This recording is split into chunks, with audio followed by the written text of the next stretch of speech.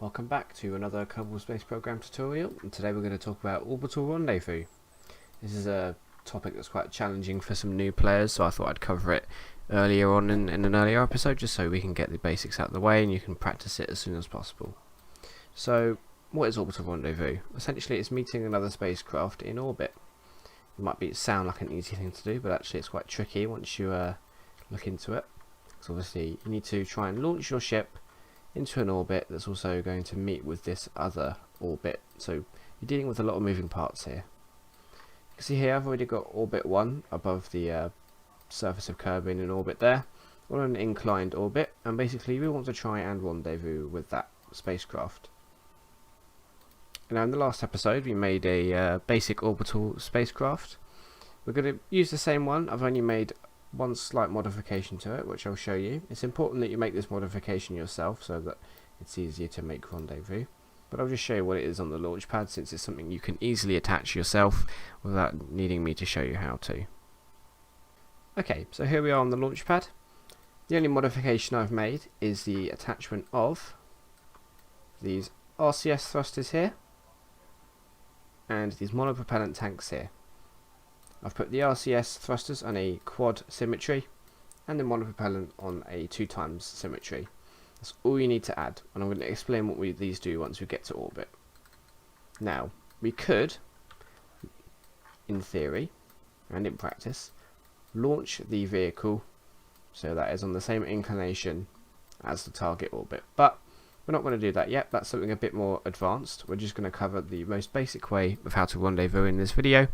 This is for beginners. Maybe in a later date I'll cover some more advanced tactics and strategies for rendezvousing. We're just going to go ahead and launch into an orbit just like we did last episode, and then I'll show you how to make rendezvous with a target. We'll skip past this a bit since we're assuming you can make orbit stably by now. Obviously with a bit of practice you'll get better. Make sure you can get your craft into a nice stable orbit first. We'll go for, I think, 100-kilometer orbit. We're just burning our apoapsis now to circularize our orbit, and then we're going to talk about how to rendezvous.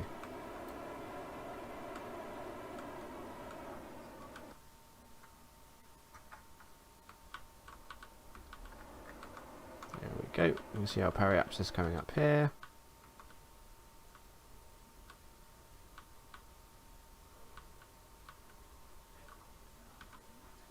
100 by 101, that's going to do just fine.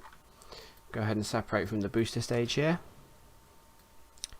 And now we're going to talk about what this reaction control system do, or RCS does. So first off, these tanks contain monopropellant. They differ from our regular tanks we've been using, which carry liquid fuel and oxidizer. These carry the fuel for these little thrusters here, called RCS thrusters. Now if we go ahead and hit R on our keyboard, you can see now these things fire to help us rotate. You can also change the thrust limiting on them so that you're not draining too much fuel for smaller crafts. We're going to go ahead and half it, I think. There we go, so we're draining a little bit less. And this is good just to make smaller crafts. Now, if you hit H, you'll start going forward.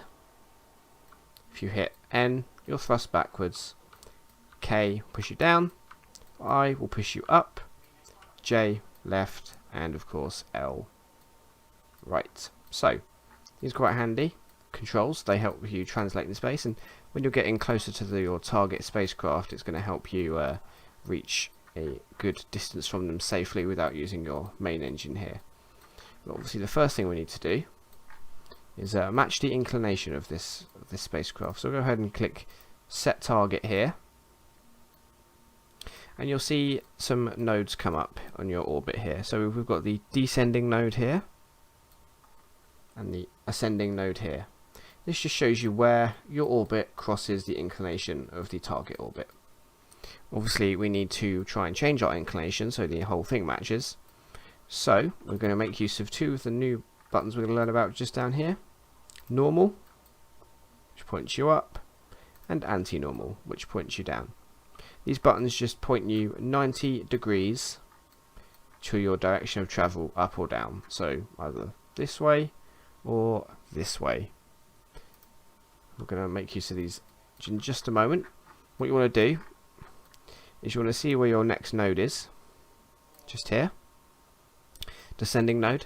You can see the path of our target goes upwards, so of course we want to change the trajectory upwards at that point. So we're going to hit normal, which points you upwards. Warp to the node.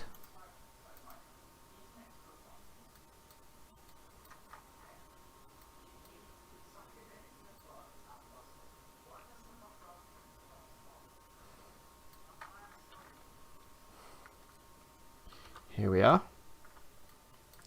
I'm going to activate our engine. I'm going to stop thrusting. Now, keep an eye on the number here. You'll see it starts counting down. That's the difference in degrees from your orbit and the target orbit. Ideally, you want to get this up to 0, but 0.1 is usually fine. But if you can do 0, just like that, that's always better. Now we've made our inclination the same as the targets. We just need to get to them. There's a few things to consider when you're doing this. That's your position relative to the target and your speeds. Any spacecraft in a lower orbit towards the planet will have a higher orbital speed because obviously they need more horizontal velocity to combat gravity. Any spacecraft in a higher orbit has less gravitational pull on them, so they need less horizontal velocity to maintain an orbit. That out of the way, let's get to it. So, before we make any more burns, I think it's worth mentioning any burns you make are generally more efficient at perigee and apogee, but for the sake of this video it doesn't really matter. We've got plenty of delta V to work with, so I wouldn't worry about that. Once you get better at the game and you want to make smaller and smaller craft to complete the same missions, it's worth keeping in mind that burning at apogee and perigee will have different effects. Hey guys, my video crapped out here, so I'm just going to tell you what I've done here. It's a really simple maneuver you can do, so it's a good thing it crapped out here and nowhere else. Got a little diagram on screen here for you. I'm just matching the orbit with the target spacecraft. So if you just burn at prograde, bring your orbit up so it matches, and then warp to your apoapsis, and then burn to circularize so that your orbit is the same. Here's a diagram to show you what I mean. Step 1 obviously is your initial orbit. Step 2 is you're bringing your orbit up, and then step 3 is your circularization. We did a similar maneuver in the first episode, but obviously we didn't have a target, so just do something similar to that and match your orbits. Sorry about that, but we're going to leave you back to the video now. I'm just checking that my orbit is circularized, and I'm going to carry on with the rendezvous tutorial. We could of course compare numbers as well. Our periapsis is 158, their periapsis is 158. Our apoapsis is 159 and their apoapsis is 159. So not much difference at all. We're within the same kilometre, so it doesn't really matter that they're too different. And you can see we're ahead of our target. So what do we need to do next? Well, since we've got an identical orbit to them, we can make this burn at any point. We're going to burn slightly prograde because we need them to catch up to us, and like I said, anything in a higher orbit is slower. So if we burn slightly prograde here, you'll see our apoapsis starts to increase, and you'll also see our encounter, or intersect as they call it, starts to decrease. Now we're going to use the RCS thrusters, so just bring it in a bit more. You can make this burn at any point. You don't have to have the target slightly behind you. And if it's too far away, so say it's over here, make a small change and let yourself orbit a few times, and you'll see your intersect starts to decrease every time you make one orbit.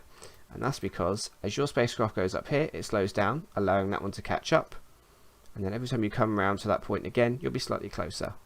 And from there you can wait for them to be close and then adjust and just make a few burns to make sure that brings it in. Feel free to experiment with different burning, like a prograde and retrograde, and hopefully you'll see. One thing I'd recommend against is burning really far out. That wastes a lot of fuel when in fact you could just be waiting a few orbits instead. But in this scenario we can make a very small burn to raise our apoapsis just a little bit for that encounter. So we're going to warp round and get close to our target. And while we're warping, if we click here on our speed, you hit target, that shows you your speed relative to your target. And we'll see why that's useful in just a minute. And you make sure you also hit on retrograde just there, so we're all in position ready to make a burn. Now, why do we need to select our target here? Well, that changes all the navball settings for everything to be relative to the target. So burning retrograde now is going to decrease our speed relative to our target. As you can see, it's going down, and you can actually see the target just there as well. So we're getting close. We want to bring it down to 0, so just gently burn, and once we get close to 0 we can use RCS again to make some fine adjustments. RCS is very good at that because it's got low thrust. We're at the points now, so we'll just make some puffs here with the RCS. Okay, that's 1 and that's 0. Okay, so now we just need to move towards it. Now, because we're within a kilometre of it, you can simply just target. We're facing it now. Target makes you face your highlighted target. We'll make a few puffs with the RCS. We'll go up to about 2 meters per second, and you can see your prograde vector starts to head towards the target vector on the navball. You want this to be head on, so just use the translation keys to try and bring it inwards, like that. Maybe give a fire of the engine if you're too far out, so we'll go up to about 4 meters per second there. And then we just use a bit of time warp. As we get closer, we'll reduce our speed. You can see, as we get towards our target, our prograde vector actually starts to drift away from the target. This is something to keep in mind. This is something actually the Gemini astronauts had problems with when they're trying to rendezvous. They found that they kept burning towards their target, but they kept drifting around in circles of it. So don't worry if you don't get this right the first time. Astronauts even have problems with this kind of thing, so it's perfectly natural not to get it immediately. But as you can see, we're getting pretty close, so we're going to hit retro, and we're going to burn, and we're just going to reduce all that velocity again, so we're still. And then we're going to make a course correction, so we're just going to hit target again. We're going to burn towards it again with the RCS this time because we're in close enough to not use the main engine. And then once again we'll just use the translation keys to make sure that's actually heading towards the target. And we'll use a bit more time warp, just like so. And we're getting pretty close now. So instead of using the main engine, we'll use the RCS again just to bleed off that speed. And obviously you can make fine tunes as if you want, but for now it'll do. If you have any questions about how to perform this maneuver, leave them in the comments. If you've got any questions about other methods, also leave them in the comments. If you want any suggestions for other tutorials, leave them in the comments. I'm thinking about doing a moon tutorial next, but obviously if you've got something else you want to see first, just let me know. But apart from that, that's all for today. Thanks for watching, guys. See you later.